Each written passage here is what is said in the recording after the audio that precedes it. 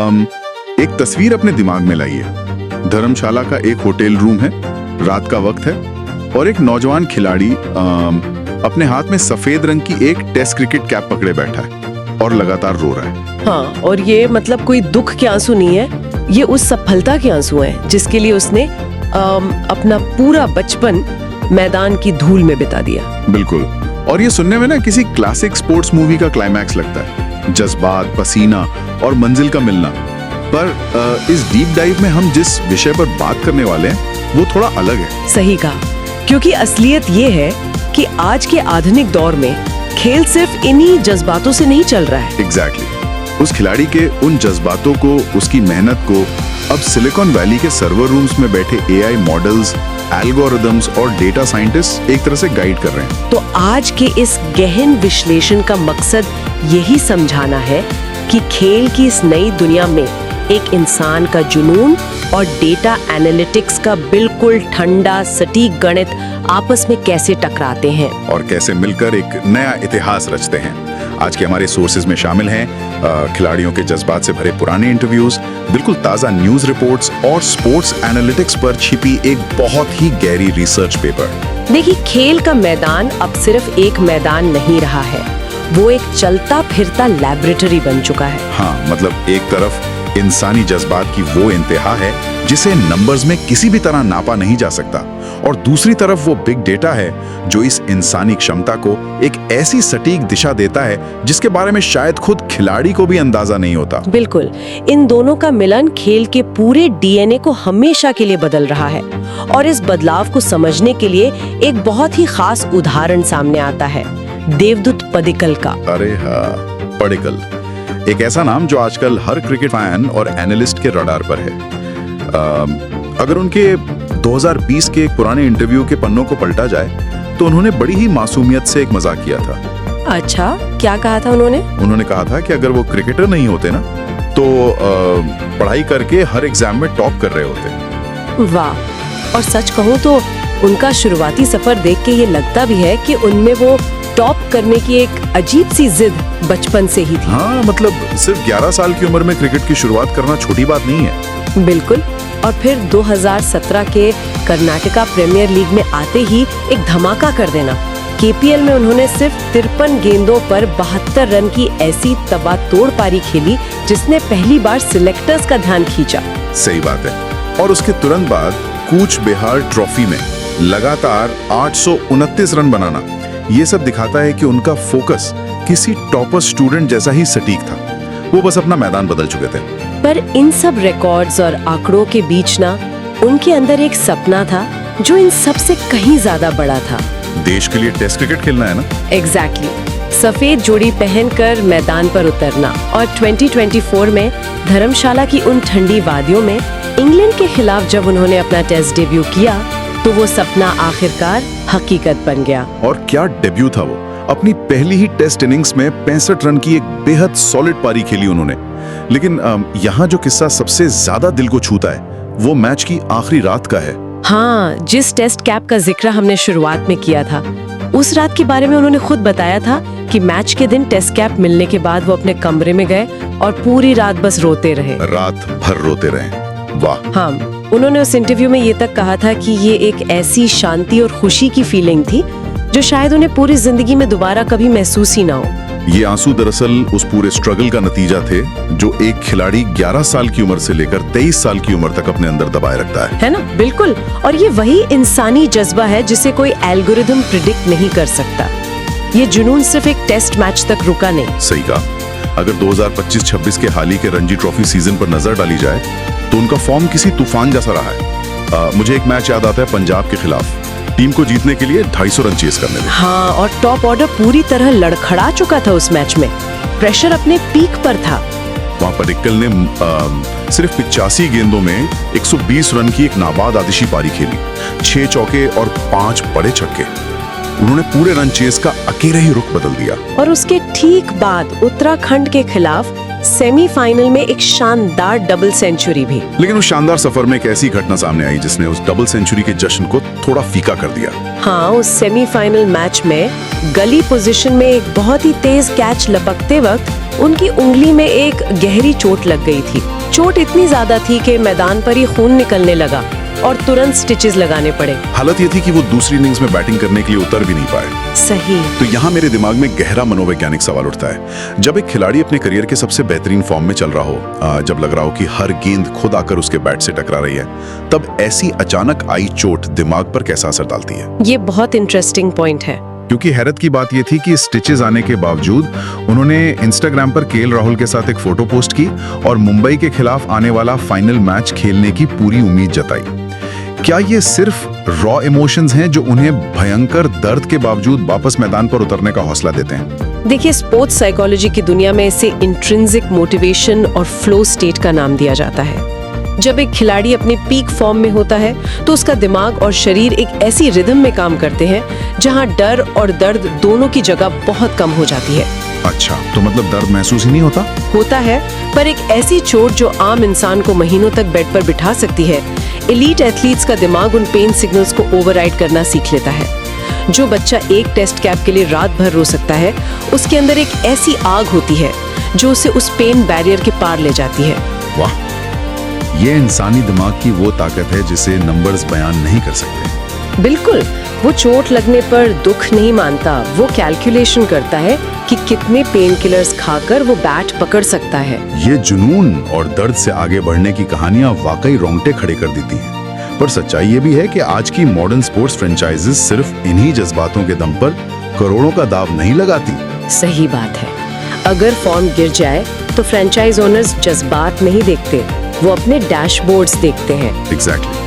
और यहीं से हमारी इस चर्चा का रुख उस दूसरे पहलू की तरफ मुड़ता है, डेटा एनालिटिक्स का विज्ञान। और सही दिशा में हम आगे बढ़ रहे हैं। जज्बात जरूरी है, पर सिर्फ इंट्यूशन पर चलने का जमाना अब पीछे छूट रहा है। जो international journal of novel research and development का रिसर्च पेपर आज के सोर्सेज में शामिल है, वो इस डेटा की दुनिया को बहुत ही क्लियर तरीके से समझाता है। तो ये डेटा मॉडल्स एग्जैक्टली काम कैसे करते हैं?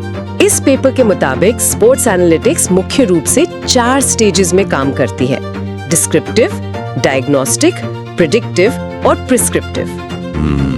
इन चारों स्टेजेस का थोड़ा आसान भाषा में तोड़ते हैं सुनने वालों के लिए। डिस्क्रिप्टिव एनालिटिक्स का मतलब है क्या हुआ, यानी पिछले मैचेस के स्कोर कार्ड्स, बैटिंग एवरेजेस और स्ट्राइक रेट्स। सही। फिर आता है डायग्नोस्टिक एनालिटिक्स, जो सवाल पूछता है कि क्यों हुआ, यानी अगर कोई खिलाड़ी लगातार लेफ्ट आर्म स्पिन पर आउट हो रहा है तो उसके पीछे की टेक्निकल वजह क्या है। तीसरा है प्रिडिक्टिव एनालिटिक्स, जो हिस्ट्री को देखकर अनुमान लगाता है कि आगे क्या होगा, जैसे आखिरी 5 ओवर्स में टीम कितने रन बनाएगी। और आखिरी सबसे एडवांस स्टेज है प्रिस्क्रिप्टिव एनालिटिक्स। हाँ, और ये सबसे जरूरी है।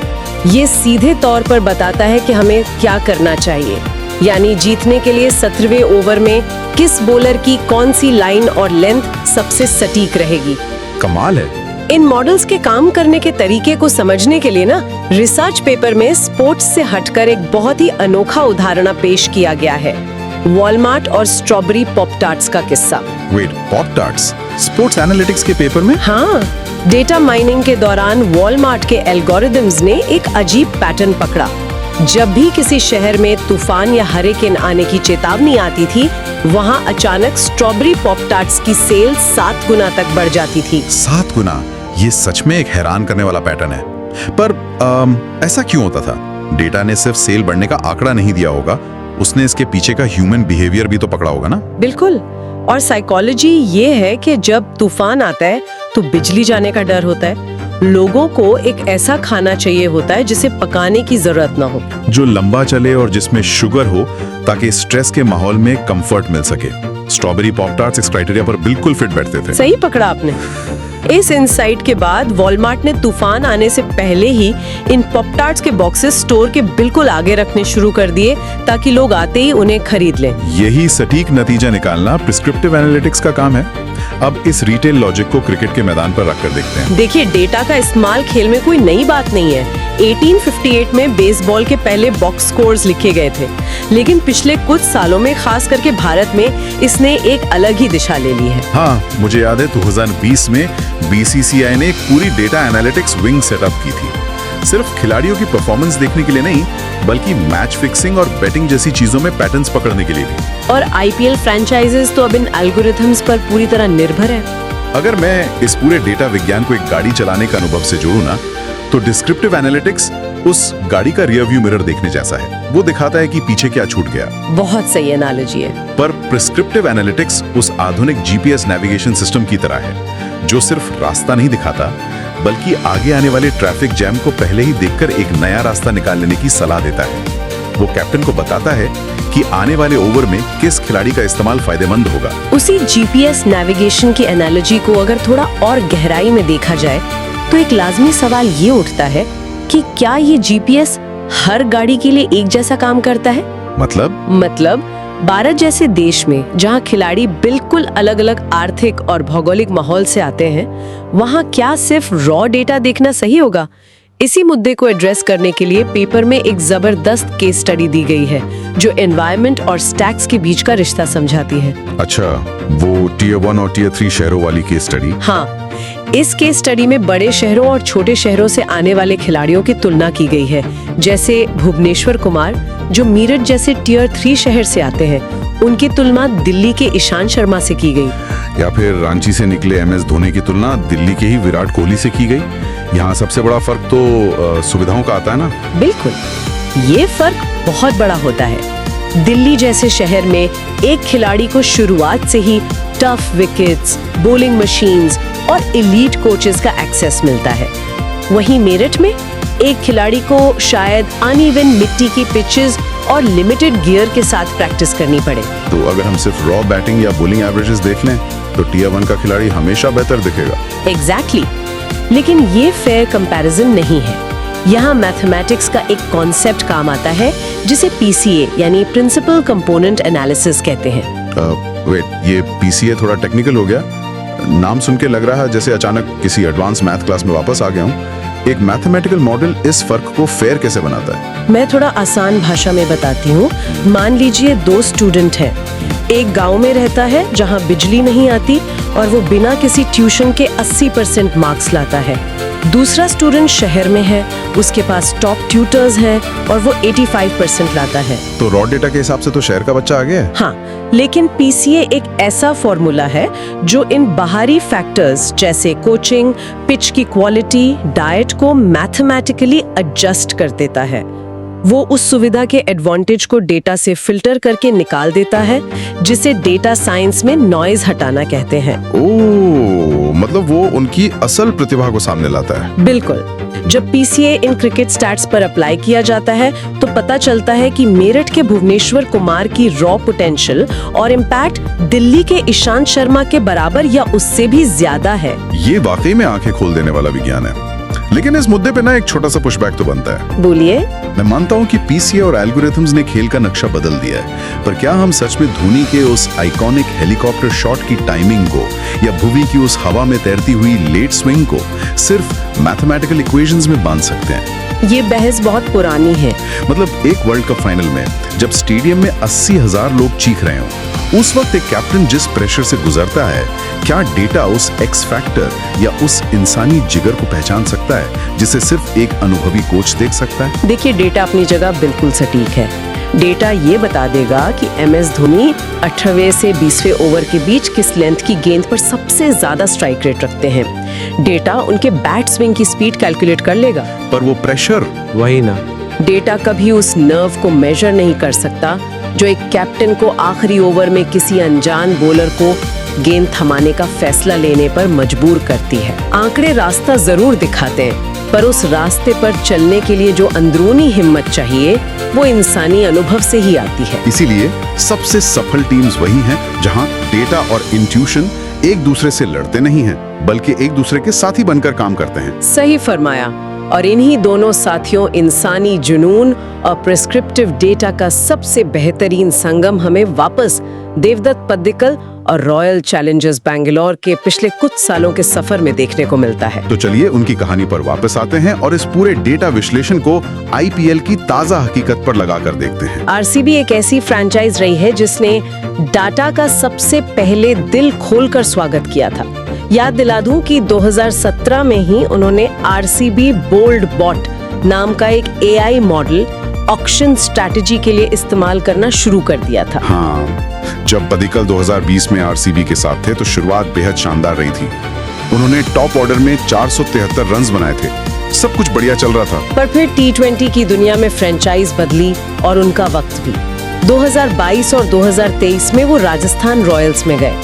वहाँ टीम कॉम्बिनेशन ऐसी थी कि उन्हें मिडिल ऑर्डर में खिलाया गया, पर नतीजा क्या निकला? उनका फॉर्म तेजी से गिरने लगा।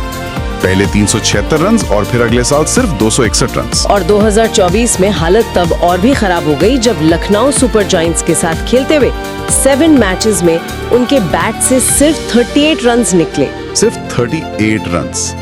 किसी भी क्रिकेट फैन के लिए ये तस्वीर ऐसी थी जैसे इस खिलाड़ी का जादू पूरी तरह खत्म हो गया। सोशल मीडिया पर बातें होने लगी थी कि उनका करियर आईपीएल में अब मुश्किल है। पर यहाँ एंट्री होती है आरसीबी की उस एडवांस डेटा एनालिटिक्स टीम की, और यही वो टर्निंग पॉइंट या कहें तो मास्टर स्ट्रोक था। कैसे?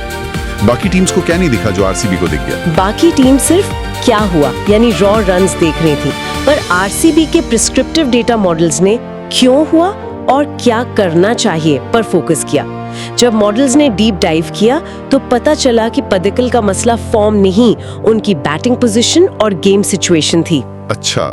T20 के मिडिल ओवर्स में जब फील्ड फैल जाती है और स्पिनर्स आते हैं, तब उनका स्ट्राइक रेट रोटेट करना मुश्किल हो जाता है। वो एक नेचुरल टॉप ऑर्डर बैटर हैं जिन्हें नए हार्ड बॉल की पेस और 30 यार्ड सर्कल की फील्ड रिस्ट्रिक्शंस की जरूरत होती है अपना मोमेंटम बनाने के लिए। पर इस्तेमाल हो रहा है। इस इनसाइट पर पूरा भरोसा करके आरसीबी ने 2025 के मेगा ऑक्शन में उन्हें उनके बेस प्राइस यानी सिर्फ 2 करोड़ रुपए में वापस खरीद लिया। सिर्फ 2 करोड़ में? उस दौर में जहां खिलाड़ियों की बोली 20-25 करोड़ तक आम बात हो चुकी थी, वहां एक डबल सेंचुरियन को बेस प्राइस पर लाना किसी हाइस से कम नहीं था। और उसके बाद का नतीजा तो हम सबके सामने है। आरसीबी ने उन्हें वापस उनकी नेचुरल पोजीशन यानी टॉप ऑर्डर पर भेजा। उन्होंने सिर्फ 10 मैचेस खेले और उसमें 247 रन्स ठोक दिए, और वो भी 150.61 के तबड़तोड़ स्ट्राइक रेट से। भले ही चोट की वजह से वो टूर्नामेंट पूरा नहीं खेल पाए, लेकिन उनकी दी गई उन आतिशी शुरुआतों का ही असर था कि आरसीबी ने 2025 में अपना पहला, जी हाँ, इतने सालों का इंतजार खत्म करके अपना पहला आईपीएल टाइटल आखिरकार जीत लिया। ये साफ दर्शाता है कि जब डेटा की सटीकता एक टूटे हुए करियर को एक नई दिशा देती है तो कैसा चमत्कार होता है। आरसीबी ने उस एसेट को पहचाना जिसे बाकी फ्रेंचाइजीज गलत मैट्रिक्स की वजह से रिजेक्ट कर चुकी थी। यहाँ पर उस रात टेस्ट कैप को देखकर रोने वाले खिलाड़ी के जज्बात को एक एल्गोरिदम ने सही रास्ता दिखाया, और उस रास्ते ने फ्रेंचाइजी को एक ट्रॉफी दे दी। और इस जीत और इस पूरे सफर की अहमियत इसलिए और भी बढ़ जाती है क्योंकि आज की तारीख है 28 मार्च 2026। आज शनिवार का दिन है और ठीक आज ही के दिन आईपीएल 2026 का नया सीजन शुरू हो रहा है।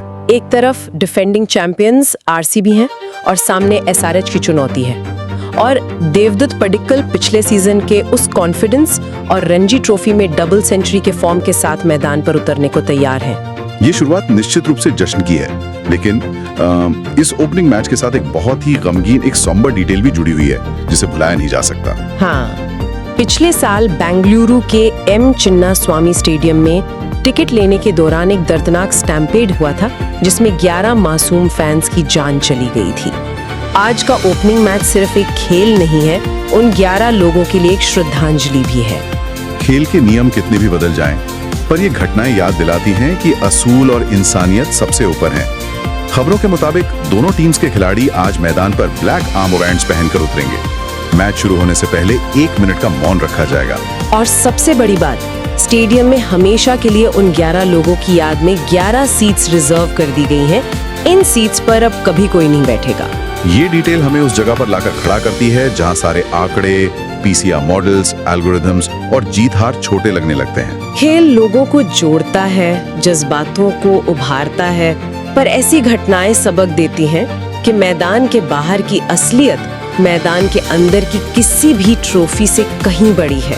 Life is much bigger than any data point. इस पूरे विश्लेषण का निचोड़ यही निकल कर आता है कि आधुनिक दुनिया को चलाने के लिए 2 अलग-अलग किनारों को मिलना ही पड़ता है। एक खिलाड़ी का सपना पूरा होने पर बच्चों की तरह रोना, और दूसरी तरफ सिर्फ एक आंकड़े के आधार पर 2 करोड़ में उसकी किस्मत का फैसला हो जाना। ये दिल और दिमाग, इमोशन और लॉजिक का एक बिल्कुल परफेक्ट बैलेंस है। इस कड़ी में पैशन को जब डेटा की सटीक आंखों से देखा जाता है, तभी ऐसी सफलता मिलती है जो इतिहास बदल दे। और यही लॉजिक किसी भी दूसरे क्षेत्र में भी उतना ही लागू होता है। बिल्कुल, डेटा सिर्फ ये बताता है कि सही रास्ता कौन सा है और उसे कैसे तय करना है, पर उस रास्ते पर लगातार चलने के लिए, चोट और दर्द के बावजूद वापस खड़े होने के लिए जो आग चाहिए होती है, वो इंसान के अंदर के उस जज्बे से ही आती है जिसका कोई मैथमेटिकल फॉर्मूला आज तक नहीं बना। सुनने वालों के लिए इस विश्लेषण में एक बहुत ही प्रैक्टिकल वैल्यू छुपी हुई है। चाहे ऑफिस में किसी बेहद जरूरी मीटिंग की तैयारी चल रही हो, मार्केट में कोई नया बिजनेस शुरू करने की योजना हो, या फिर जिंदगी में कोई नई स्किल सीखनी हो, वहाँ सिर्फ गट फीलिंग पर निर्भर रहना धोखा दे सकता है और सिर्फ ठंडे डेटा पर विश्वास करना आपको आम बना सकता है। सही कहा। पर जब इंट्यूशन का वो एक्स फैक्टर डेटा की सटीकता के साथ हाथ मिलाता है, तभी ऐसी कामयाबी मिलती है जो पिछले सारे रिकॉर्ड्स तोड़ देती है। शुरुआत में खेल एक ऐसी डायग्नोस्टिक दुनिया लगती थी जहां सिर्फ जज्बात तैर रहे थे, पर अब एनालिटिक्स ने आकर उस पूरे रास्ते को शीशे की तरह साफ कर दिया है। लेकिन इस चर्चा को खत्म करने से पहले एक आखिरी और थोड़ा चौंकाने वाला सवाल जरूर छोड़ना चाहूंगी। हाँ, बताइए। अगर आने वाले वक्त में प्रिस्क्रिप्टिव एनालिटिक्स इतनी ज्यादा ताकतवर और एडवांस्ड हो जाएं कि वो बॉलर के हाथ से छूटने वाली हर अगली गेंद और बैट्समैन के बैट से निकलने वाले हर अगले शॉट का पहले से ही 100% सटीक अनुमान लगा लें, तो क्या क्रिकेट का वो अनप्रेडिक्टेबल जादू जिसके लिए लोग स्टेडियम में पागल होते हैं और सांसें रोक कर बैठते हैं, हमेशा के लिए मर जाएगा? वाह, ये सच में एक ऐसा सवाल है जिस पर गहराई से विचार किया जाना चाहिए। आज के इस गहन विश्लेषण में बस इतना ही।